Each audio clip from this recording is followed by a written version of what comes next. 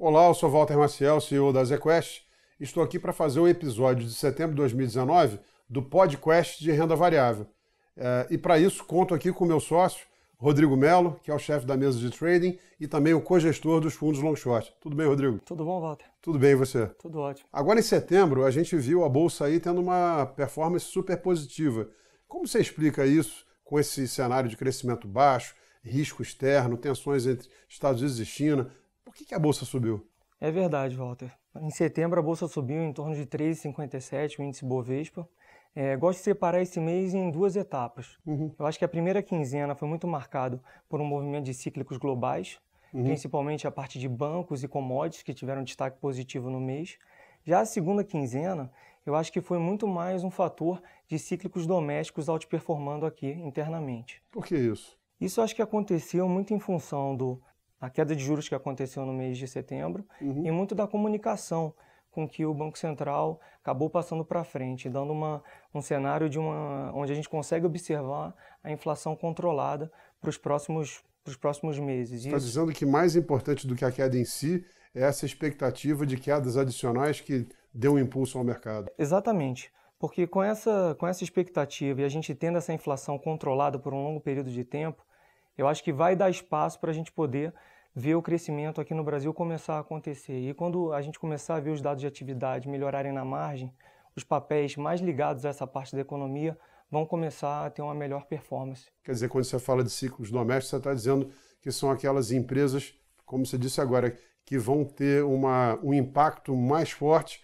na retomada de atividade, como, por exemplo, setor de varejo, construção civil, etc. Isso, essas são, na verdade, são as principais apostas que a gente tem feito para o próximo ano aí de 2020 na nossa carteira. Mas quando você olha para esse mês de setembro, esse desempenho forte, você falou de uma primeira e segunda metade, mas olhando para o mês como um todo, os setores tiveram performance homogênea ou você viu muita diferença entre como os setores se desempenharam? Não, tiveram algumas diferenças. No início, a gente tiveram as ações mais ligadas a oil and gas, a parte de petróleo teve um desempenho um pouco melhor. A parte de bancos estava performando muito bem na primeira quinzena, mas no final do mês acabou voltando e, no geral, ficou abaixo do Bovespa.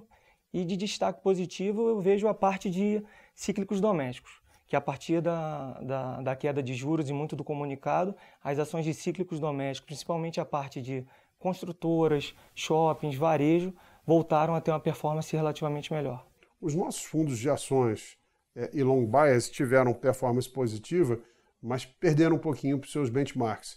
E a estratégia long short também não teve um mês muito favorável. Como que você explica aí a nossa performance no mês? Então, a principal atribuição negativa veio pelo fato da gente não ter muito papéis de commodities na carteira. Então, como a parte de petróleo e mineração outperformaram o Bovespa no mês, e como a gente não tem uma carteira muito posicionada em commodities, esses foram os principais detratores de performance no mês. Faz sentido, né? Porque nesse mundo de atividade econômica fraca e com tensões comerciais, a aposta não deveria ser o setor externo, né? Muito mais as ações domésticas em função de uma cabeça mais positiva para crescimento econômico e juros. Falando nisso, como você vê a Bolsa para os próximos meses? Nós estamos otimistas? E mais do que isso, quais são as apostas dos nossos fundos? Você acredita que a gente tem capacidade aí de outperformar os respectivos benchmarks olhando para frente? Em relação à sua primeira pergunta, eu acho que os papéis de cíclicos globais acabaram andando mais por uma falta de alocação nesse setor. Sim. Renda variável, para mim, ainda consegue seguindo como nossa principal aposta. Quando eu olho em relação a múltiplo, eu ainda continuo vendo a Bolsa na nossa conta internamente perto de 12 vezes preço sobre lucro. Isso eu acho que dá um conforto para a gente ainda continuar com uma posição. Isso é barato? Na nossa visão é barato, está muito perto da média histórica. Uma média histórica com juros mais baixos todos os tempos, né? Essa é a nossa visão. Então, como a gente está com esse cenário de juros, eu acho até uma estatística interessante, quando você vai calcular o PI da renda fixa, de um título de renda fixa... PI ele está falando preço sobre lucro. Está perto de 22 a 24 vezes, se você for levar em consideração imposto de renda, para pessoa física principalmente. Então, eu ainda acho que tem uma simetria positiva para estar comprado em bolsa em Brasil. E como você olha o Ibovespa aí para os próximos meses e quais são as nossas principais apostas? Então, as nossas principais apostas estão na parte de cíclicos domésticos. Eu venho gostando bastante de ter nas carteiras a parte de varejo, construção civil, shoppings. A gente tem uma parte da carteira que a gente está operando ainda, papéis que têm uma taxa interna de retorno alta, elevada, vis-à-vis, se você for comparar com uma NTNB longa. Então, a parte do setor elétrico Sim. tem ainda uma taxa interna de retorno perto de 8%. O que o Melo está dizendo aqui é que algumas empresas de boa qualidade que são negociadas em bolsa acabam pagando dividendo ou tendo uma lucratividade superior à taxa de juros, né? Isso, perfeito. Praticada pelo mercado. Exatamente. E nos fundos long short, que setores você não gosta? Onde nós estamos vendidos?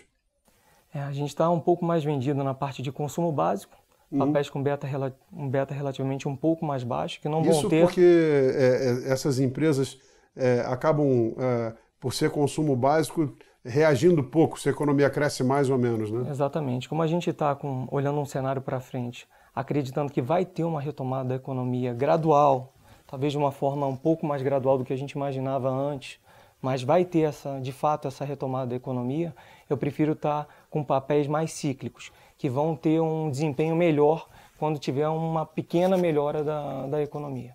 Lembrando a vocês, mais uma vez, né, o nosso lema, investimento não é uma corrida de 100 metros, é maratona. O importante é a consistência ao longo do tempo.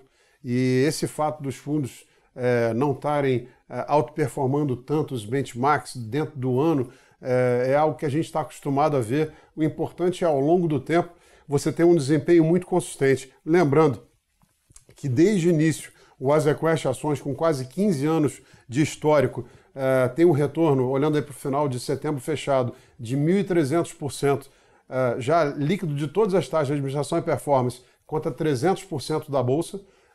Os Small Mid Caps também com uma performance super consistente, o Top Long Bias, os fundos Long Short com retorno entre 140% e 160% do CDI em 10 anos. Portanto, a gente confia muito na nossa capacidade de gerar alfa ao longo do tempo. Melo, muito obrigado. Obrigado, e estaremos juntos de novo no mês que vem.